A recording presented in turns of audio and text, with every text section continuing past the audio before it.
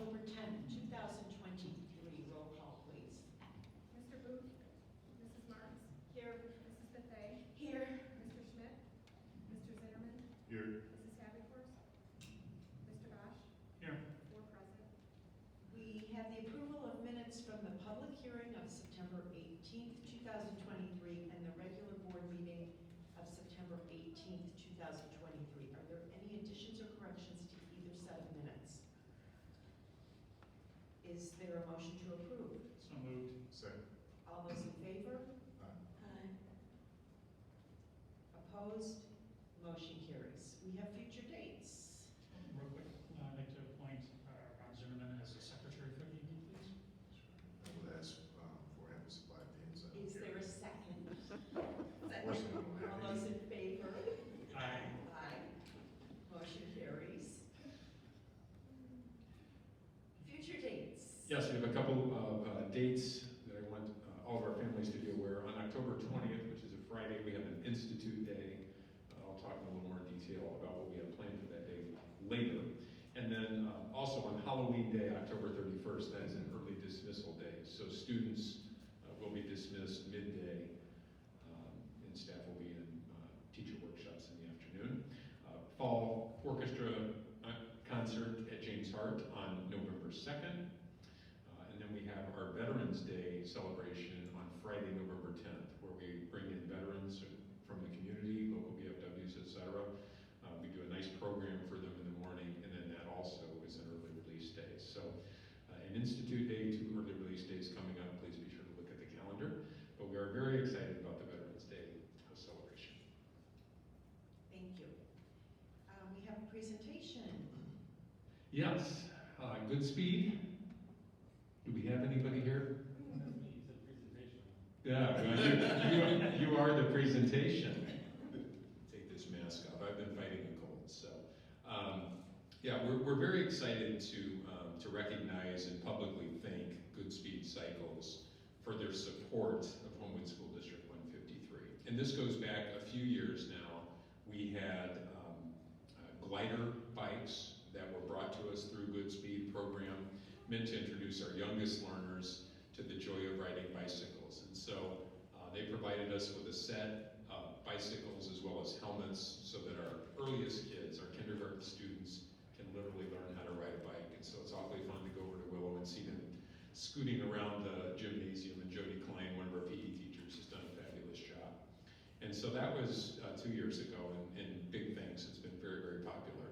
And then more recently, one of our James Hart PE teachers, Matt Samodi, applied for a grant through a company out of California, actually, to provide us with a complete set of mountain bikes, which have arrived. Matt was one of about 40 schools nationwide to receive that recognition. They flew him out to California for training, and then they provided us with 30 mountain bikes. The only problem was the bikes arrived and needed to be assembled. So once again, Matt graciously reached out to Goodspeed, and they said, absolutely, we would love to help assemble those bikes. So on a weekend, a team of, my understanding is 5 individuals came together. Were you part of that group? And what is your name, please? Graham. You're the Graham. Graham, the owner of Goodspeed. Very good. Graham and his team helped assemble those bicycles free of charge to our district. And so just a tremendous, tremendous sacrifice, and there's no other way to put it. You've done a lot for our district and a lot for our kids. And we are incredibly grateful for that. And we didn't want your generosity and goodwill to go without being mentioned publicly. So on behalf of our district, the Board of Education, and most importantly our students, we have a certificate which we hope you proudly display in your shop. We have t-shirts so you can be honorary 153 members. Let me hold one of these up for you. There we go.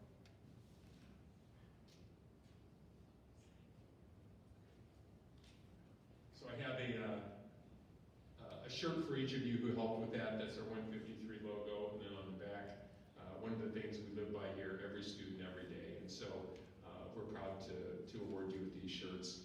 as a very small token of thank you for the work that you guys have done. We're glad to be in the community and help out anyone we can. Very good. We really appreciate everything that you've done for us, and we hope that all of the children who are learning to ride bikes in 153 come visit you for their bicycles. That's our hope. Even if they don't, it's just, they use it as part of childhood, and it should be an option for Yeah. everybody. Very good. And I'm sorry I put you on the spot by saying presentation. You thought, wait a second, I didn't sign up to present. Yeah, no, it was just a thank you. Come on up and we want to give you these things. We'll get a picture in front of the eye.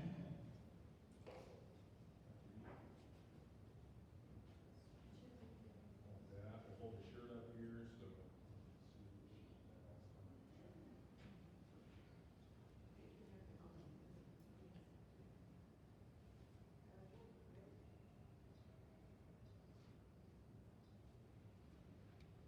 Thank you so much for everything you've done for us.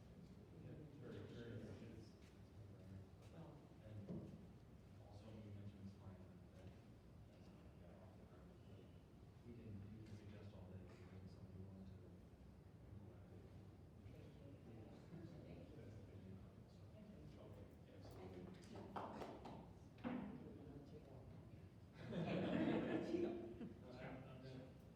One at Willow and one at Churchill. Oh, perfect. I bring, there's the pictures.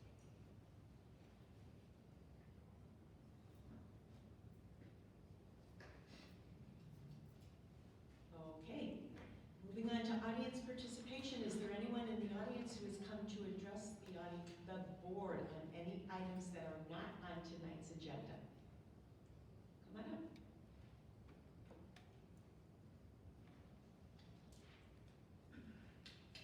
If you could please tell us your name and address, we appreciate it. Jessica Lopez, Homewood. I'm just here to address the board on communication. Throughout all three schools, there's been a lack of communication as far as newsletters. I've met personally myself with the principals, because I personally don't have access to Wi-Fi. I don't have a computer at home. I have 4 kids in the district. With newsletters going out and special events, I as a parent don't want to miss anything for my children or an opportunity for them to participate in anything. So I've asked several times for things to be sent home with my children so that way I can be up to date on stuff. And it's still, I've been asking for over a year and I still have not gotten that. I know before everything technology and things are changing, to save paper, but what is the district going to do for the families that can't access the technology as easily? I've addressed it with the principal, I've spoken with Dr. Schnorr, I've heard with Ms. Lawson, I've also had a meeting with Ms. Johnson talking about communication and things like that, and Dr. Schnorr said that they were trying, they're working on it, trying to figure it out, but until then, I'm still not getting information for my children and what's going on in the schools. So that's one of the concerns I have. And I would like to know how the board can address that, because it was fine before all this technology and COVID and everything, we were getting communications. Now I don't even get to see my kid's report card, because you have to log on to Parent Portal. But if you go to a facility to access a computer, it is like private, so it says like if you're using your own and stuff, so my password doesn't work and it has to get reset every time that I try to log on to Parent Portal. So I can't even access my kids' grades or things like that to keep up to date on stuff as easily as some parents can. Okay, thank you for bringing that to our attention. We're going to have to look into it. Thanks.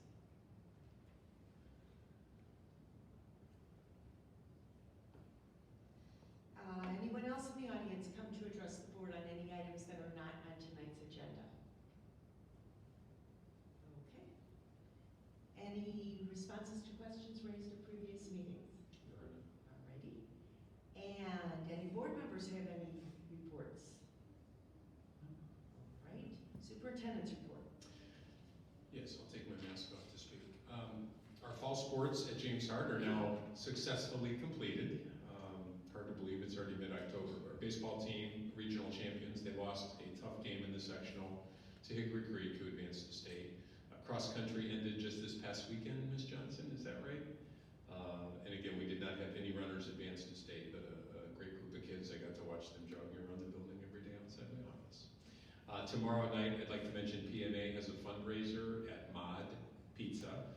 So it's a great opportunity for families not only to feed your families, but also to support our Parent Music Association. There's a flyer on the website that you print, or you can order online in order to support that. And again, that's tomorrow. I'll also call Dr. Schnorr up right now because Thursday night is the Churchill Curriculum Night. And I'll just have her speak briefly as to what Curriculum Night is. This is the first time that we've done this, and so I wanted to hear a little bit about it and have our families hear about it. Yes, so we have 2 goals for Curriculum Night tomorrow. It'll run from 5 to 7:30 on a staggered schedule. I'll talk a little bit about that in a minute. But we had 2 goals. One was to increase student agency and ownership in their learning. So our staff and our students have been working on preparing some work, a product that they've been working on, or some goal setting that they're going to share with their families that join them that night. So it's a side-by-side night. Families and students are going to attend together, and then they're going to walk through their schedule. So they'll get a chance to hear from their homeroom teacher, their reading teacher, their math teacher, their specials teacher, their PE teacher, and then there will be snacks. So everybody should come. There's going to be food. And then the other goal is just to build community and connection with our families, to engage them in the Churchill experience, to give them an idea of their child's schedule, the people that are working together to educate them, but also the types of learning that they're doing within those classes. So hopefully in that, throughout this evening, they'll learn more and learn a little bit more about how they can engage and support their child and partner with the team. 3rd grade starts at 5 o'clock, 4th grade starts at 5:30, and 5th grade starts at 6 o'clock. And so it runs about an hour and a half for each grade level. So we're excited. We hope to see a lot of families there. Thank you. Perfect. Sounds Thank like you. a great idea.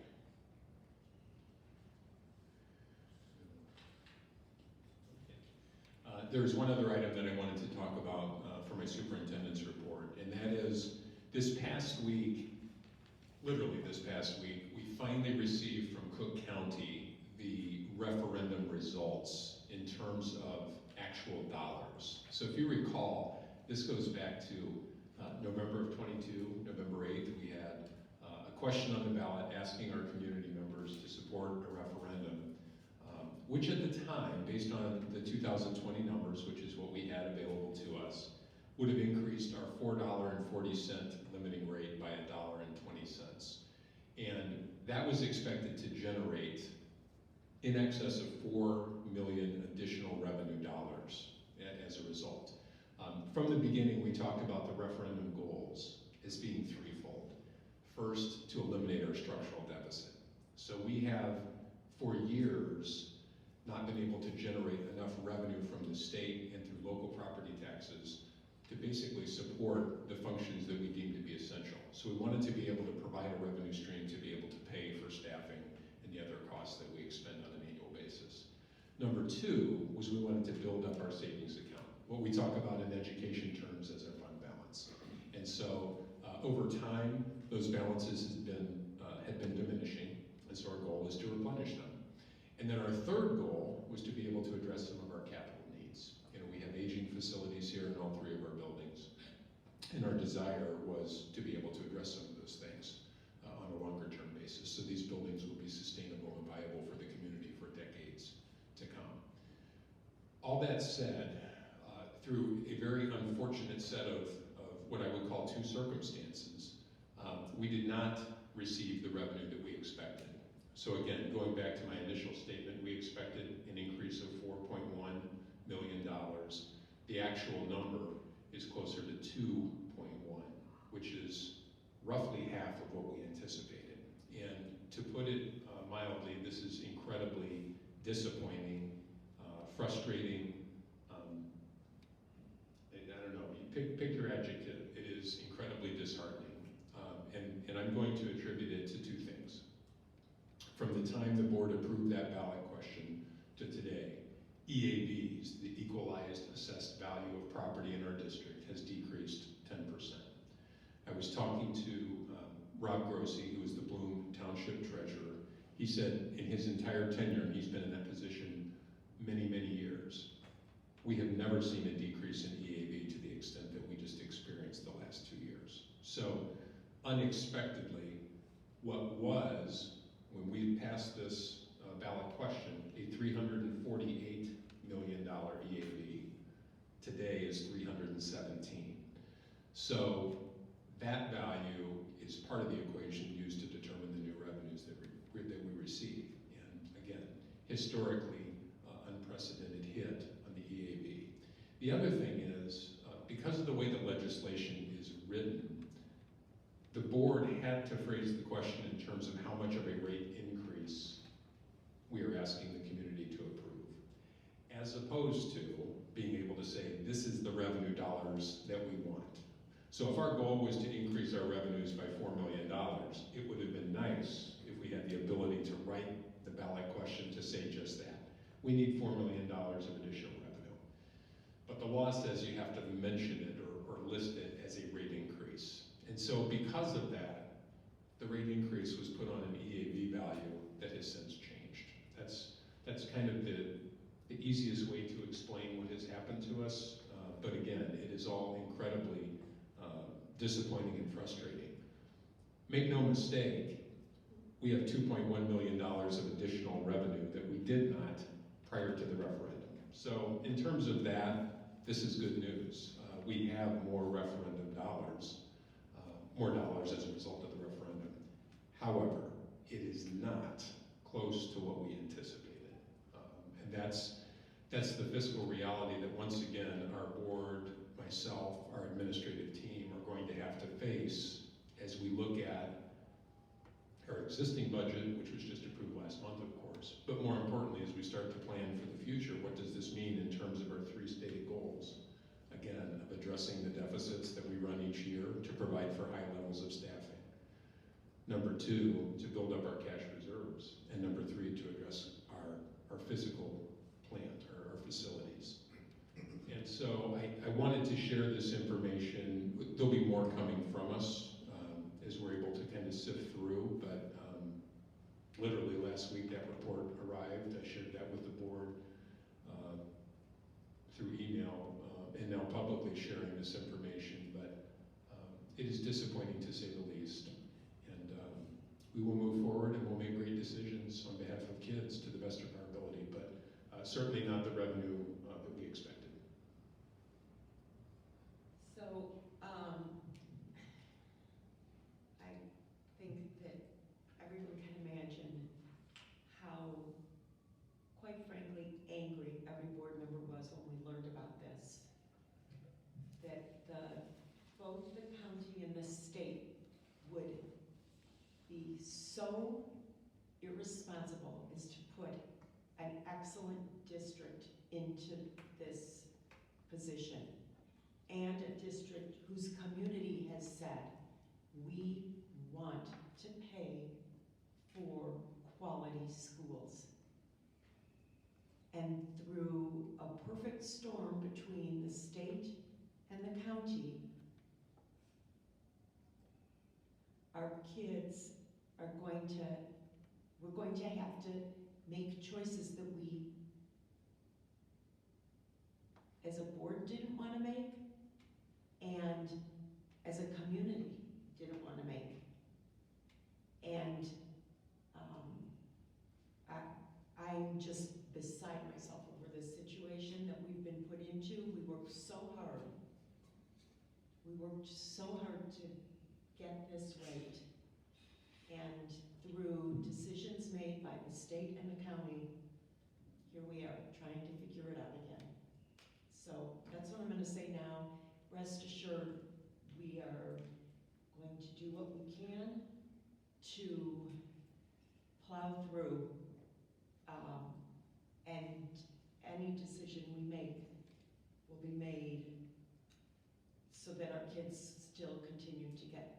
very best and the very best opportunities and what they need. But this is just very upsetting news for us.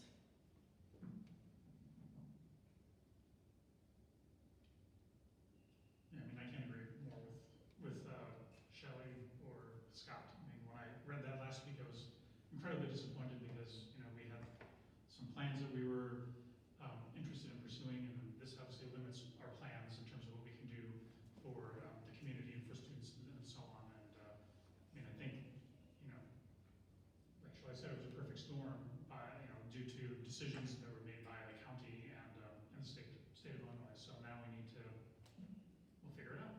We will figure it out. We will figure it out.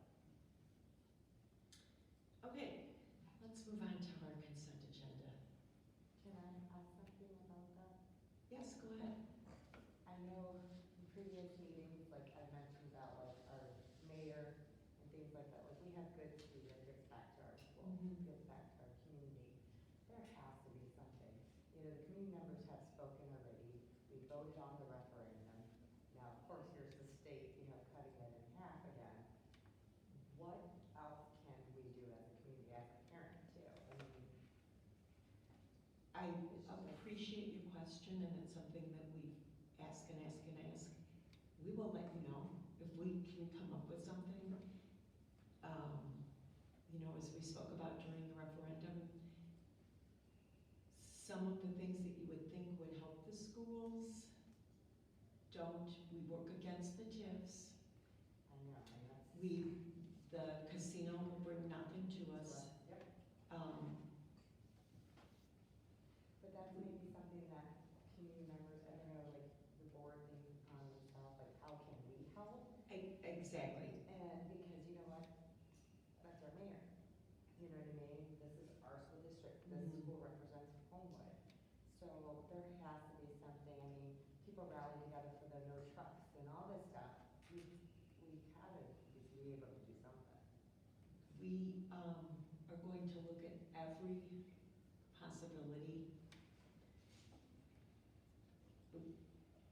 Like Dr. McAllister said, this isn't even a week old. We haven't even had a week to digest this. And we try very hard to work with the village on opportunities, but sometimes our goals aren't the same. It just seems that community businesses, families tend to give back more to our schools than our own village. Mhm. You know? Yeah. Keep us in the loop. Okay, moving on to the consent agenda. We need to authorize the chief school business official to pay the usual and customary bills for November 2023. Is there a motion? Oh, never mind, it's a consent agenda. We need to dispose of outdated materials. Yes, you can see the specific requests from our EL. These are materials that are old and no longer used. Any questions on that? Okay, we have personnel report. Yes, personnel reports. I will point out at the bottom, Colette Balat, who has been working with our EO program. There's a stipend for her, and she's going to be filling in during the absence of Morgan Council, who will be going on maternity leave. There are some extra sections that classes, not teaching assignments in whole, but extra classes due to enrollment, and then some FMLAs on there as well. Thank you. You're welcome. And we have a motion to approve the consent. Is there a motion to approve the consent agenda? Move to approve the consent agenda items as presented in item 7A, 7B, and 7C. Second. Roll call, please. Mr. Bosch? Yes. Mrs. Buffet? Yes. Mr. Zimmerman? Yes. Mr. Booth? Yes.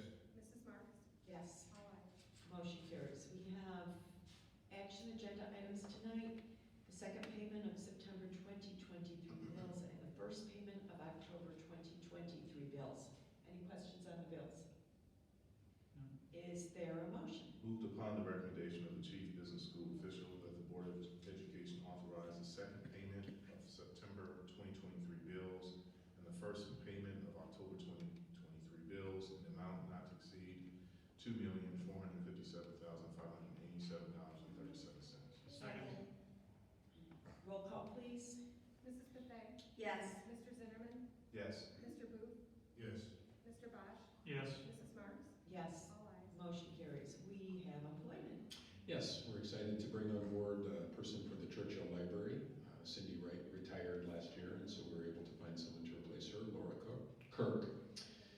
Esparza as a food service floater, and Lisa Brooks as an assistant